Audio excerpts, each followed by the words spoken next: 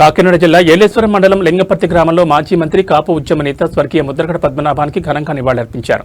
YCP నియోజకవర్గ social media coordinator Gontireddy Satish, YCP నాయకుల ఆధ్వర్యంలో చేపట్టిన ఈ సంతాప సభలో పలువురు ముద్రగడ అభిమానులు, మహిళలు దివంగత నేత ముద్రగడ చిత్రపటానికి పువ్వులు జల్లి సంతాపం తెలిపారు. ముద్రగడ పద్మనాభం లాంటి మహోన్నతమైన వ్యక్తికి లేరు అనే మాట చాలా బాధాకరమని అన్నారు. నీతి, నిజాయితీ, ప్రజల అంకితభావంతో పనిచేసే ఏకైక నాయకుడు ముద్రగడ పద్మనాభం అని, ఆయన ఆత్మకు శాంతి చేకూరాలని ఈ సందర్భంగా వారు కోరారు.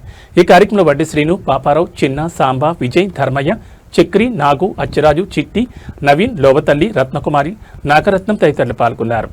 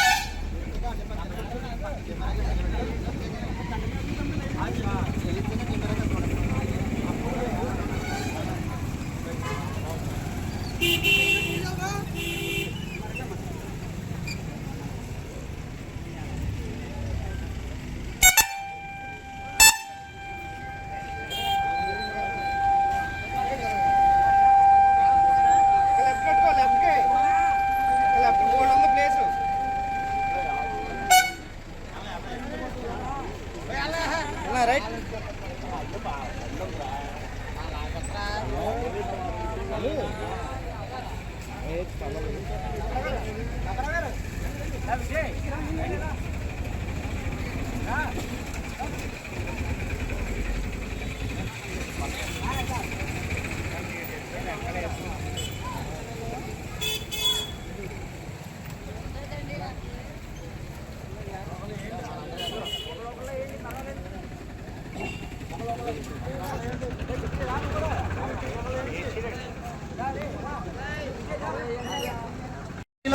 రాజీవ్ గాంధీ గారే ఈ నాయకత్వాన్ని మెచ్చి స్వయంగా వచ్చి పద్మనాభం గారిని మా పార్టీలో జాయిన్ అవ్వాలని చెప్పి కోరడం జరిగింది.